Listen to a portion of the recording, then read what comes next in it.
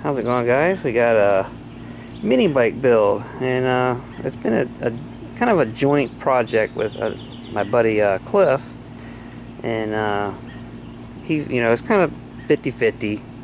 It's his bike, his bike, and then I supplied the motor and then some other things, and then he bought a few things, and he's done all the work pretty much. I did a little bit of painting and a little bit of drilling on the throttle thingy, but he's put it all together himself. I just kind of here and there did some things. Oh, I did the carburetor thing here. But anyways, started off just a rusty old mini bike. He painted the fenders and the gas tank, and this gas tank actually was for a four-wheeler.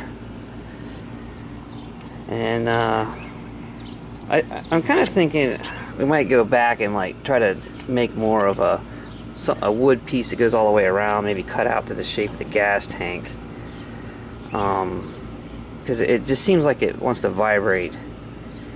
It might ruin it after a while, but maybe try to nicely cut a piece of wood out or something to replace that. But other than that, we're still working out some of the things with it. Well, anyways, first thing off the bat, we moved the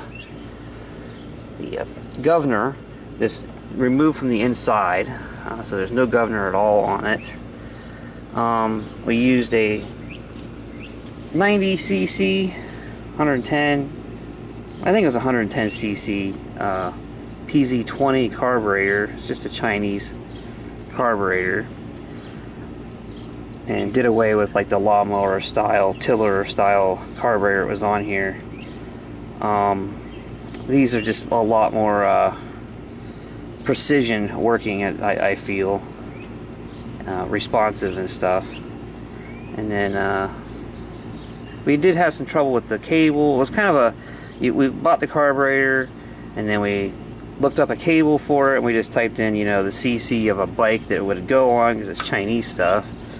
It sent us the wrong cable. So if you looking at a cable for one of them carburetors and it has a screw-in end that's going to fit, this is also one of the throttles set up for that. This does not use a screw-in end. We made a mistake with that and bought a cable that wasn't useful at all. That cable just sets down in this right here, and then this holds it in place pretty much.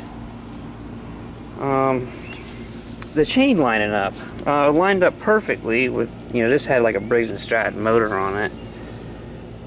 The motor bolts up or lines up perfectly with the the original mounts, but it just needed to be rose up. The point at which the chain would connect is brought back some because we used a one of those torque converters on it. This thing will stand up. With that torque converter on there, it'll stand up. It'll dump you off of it. You got to take it easy. Take it off, especially if you're climbing up a hill. It'll dump you right off.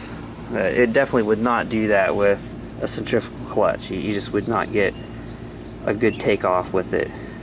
With that clutch on there, I believe they call them like a Comet style clutch, or a CVT type situation. Let me turn this thing around a little bit. We raised up the engine with a piece of wood, and so far I don't know if it's working good or not. The chain keeps coming loose, so you see here. So I'm also kind of thinking that there might be a situation with, since we changed the geometry of where this, the motor originally sat, there is a certain amount of design that goes into stuff like this, to where when your suspension travels and stuff, at least the chain would get, say, looser somewhat when the suspension travels, or at least maintains the same tightness as the suspension travels. And I think what's going on here is it gets tighter when the suspension travels, so actually yanking the motor back.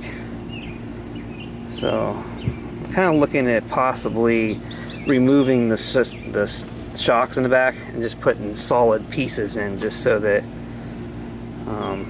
we don't have this situation, because there's nothing really we can do about it other than maybe I just really don't see what we could do about it. I mean, we could probably take these off and try to figure out what it needs and maybe move the motor around a little bit, but as you can see, I mean, there's not a whole lot of room to really, unless we make a whole new exhaust system or something like that. This motor is capable of electric start.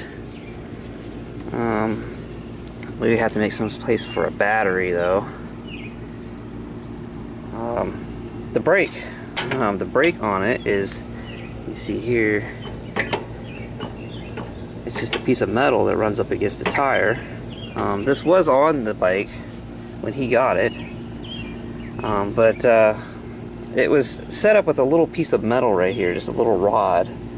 You couldn't get any leverage with it, and it was also in the way of the clutch on the CVT. So we redesigned it with a piece of a handlebar from a bicycle, so that it brings out a pedal. It's on the wrong side of the bike. You know, usually the brake is on the other side, but the carburetor sticks out over there a little bit and just kind of make it easier to be on this side. So that's what we did.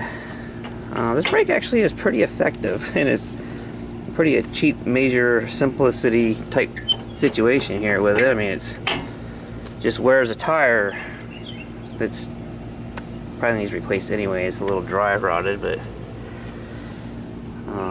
you can see we're gonna try putting some lawnmower tires on here. We already got them here to put on, but they hold air. That's one thing is kind of amazing with them. And we've been riding it around. Well, I can't think of anything else to talk about with this thing. If you see anything you know interested about, go ahead and ask. But sorry I didn't do a step-by-step, video on this. It's kind of a project with the neighbor guy, so yeah, I really didn't think about. I thought about making video, but I just wasn't sure how he would be comfortable around it, so just didn't do it. But I think it turned out pretty cool. It's a pretty cool looking thing. Well, I'll catch you guys later.